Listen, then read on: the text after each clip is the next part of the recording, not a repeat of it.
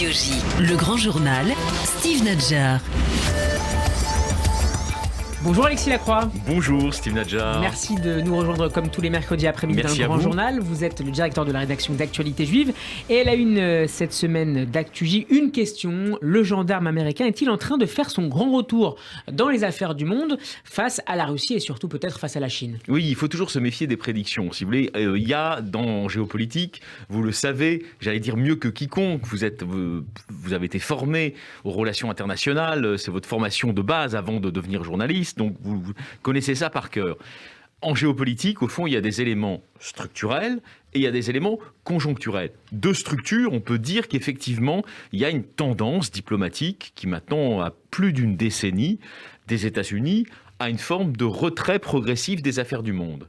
Engagé sous Barack Obama. Exactement, de rétraction, de withdrawal, comme on dit en anglais, en américain, qui consiste effectivement à se soucier de moins en moins des affaires du monde, ou en tout cas à faire en sorte que le fardeau de la responsabilité pour les nations soit le mieux partagé possible. D'où d'ailleurs, et là on historicise le propos, le fait que le président Emmanuel Macron avait pu être fondé à prédire la mort cérébrale de l'OTAN, qui dans un contexte de rétraction de l'Amérique n'aurait plus trouvé véritablement d'utilité. Et puis la guerre en Ukraine a rebattu les cartes. Et voilà, il faut penser les structures, mais en même temps, si j'ose dire, à côté, penser les conjonctures. Or, la conjoncture est nouvelle, c'est la conjoncture, au fond, d'un retour de la conflictualité planétaire sur un mode que n'avaient pas envisagé ceux qui avaient théorisé le retrait de l'Amérique, parce que, au fond, ils étaient sur l'idée qu'il y aurait des guérillas islamistes ponctuelles, mais qu'on pouvait y répondre en leur faisant la police, selon la très juste formule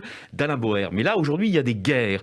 Il y a une guerre froide avec la Chine en mer de Chine autour de l'abcès de fixation que constitue Taïwan, et il y a une guerre chaude qui, à ce jour, n'est pas résolue et ne semble pas en voie de résolution, comme vous le savez, entre la Russie de Vladimir Poutine et l'Ukraine de Volodymyr Zelensky. Et qui a surpris les meilleurs experts, il faut bien le dire. Oui, parce que si vous voulez, c'est vrai, et d'ailleurs les responsables politiques français eux-mêmes avaient été, si vous voulez, influencés par ces expertises de beaucoup de géopolitologues qu'on entendait, etc., qui disaient non, mais ça n'est pas l'intérêt objectif de Poutine de déclarer une guerre ouverte à son voisin ukrainien. Et bien il l'a fait quand même, et d'ailleurs peut-être s'en mord-il les doigts aujourd'hui, mais c'est une autre question.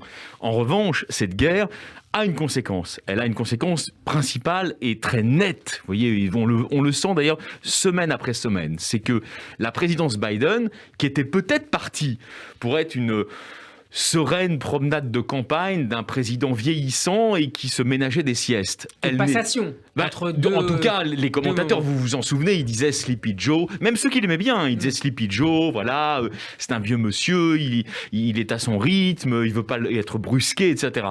Il n'empêche que là, on voit bien qu'il y a le retour en force du gendarme américain. Alors y compris au Moyen-Orient, Alexis ? Mais écoutez, oui, parce qu'en réalité, ce qu'on sent bien, si vous voulez, c'est que l'entrée en guerre de la Russie rebat aussi les cartes au Moyen-Orient. Vous voyez bien qu'il y a des doutes sur la fiabilité totale de l'allié saoudien. Et donc, les Américains sont obligés de surveiller Riyad, qui peut céder d'une manière ou d'une autre aux sirènes. Sur les questions énergétiques et le pétrole. Exactement, qui peut céder aux sirènes des illibéraux, de l'axe illibéral, qui est représenté par Pékin et Moscou. On voit bien aussi, d'ailleurs, que Pékin ne veut pas être totalement associé à la folie criminelle de Poutine, parce qu'ils se disent, après, si un jour il tombe, on nous fera payer aussi, disons, la folie de la guerre qu'il a entreprise contre l'État et contre le peuple ukrainien. Donc tout ça est en train de bouger. Et nous sommes dans un contexte, plus généralement, que nous analysons dans le dossier qu'on a coordonné avec Laurent Cohen-Coudard, où il y a un retour de l'OTAN. C'est-à-dire que les Européens, même les plus gaullistes dans l'esprit, c'est-à-dire on ne veut pas dépendre des États-Unis, etc., mais aujourd'hui, ils sont très contents que l'OTAN existe, parce qu'ils se disent c'est une protection contre des velléités potentielles, naturellement. Le parapluie américain est de retour. Mais c'est clair, le parapluie américain est de retour. Alors pour autant, et c'est là qu'il faut être nuancé, il y a un débat, vous vous en doutez bien, au sein de l'establishment américain, mais aussi au sein de l'établissement israélien, sur l'avenir, si vous voulez.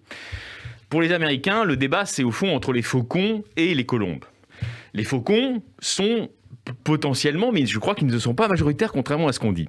Les faucons sont pour qu'on destitue Poutine par la force, jusqu'au bout. si vous voulez, écraser la Russie de Poutine.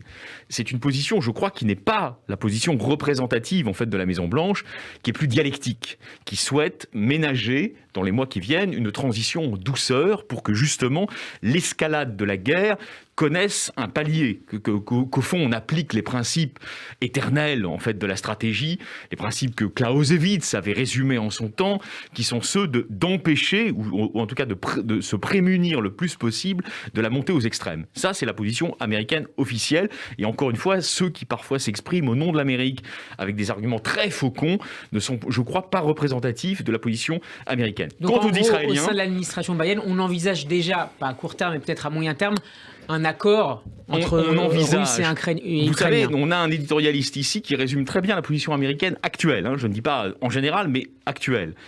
Dans cette guerre, la position du Parti démocrate américain est une position dialectique mesurée.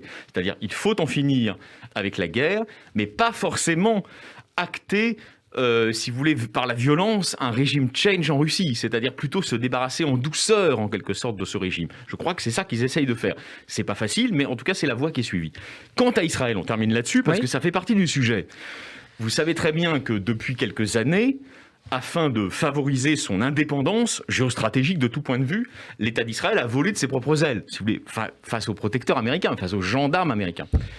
Et dans le cadre de cette espèce de prise d'autonomie, il y avait les cercles concentriques d'alliance. Et dans le deuxième cercle, il y a la Russie et il y a la Chine, qui sont objectivement des alliés de l'État d'Israël. Avec beaucoup d'investissements chinois dans les secteurs importants en Israël. Exactement. Et d'ailleurs, il y a un autre allié qui fait question aujourd'hui, mais c'est sur un autre plan, qui est l'Azerbaïdjan, dont Israël a besoin pour surveiller les activités d'enrichissement nucléaire de l'Iran.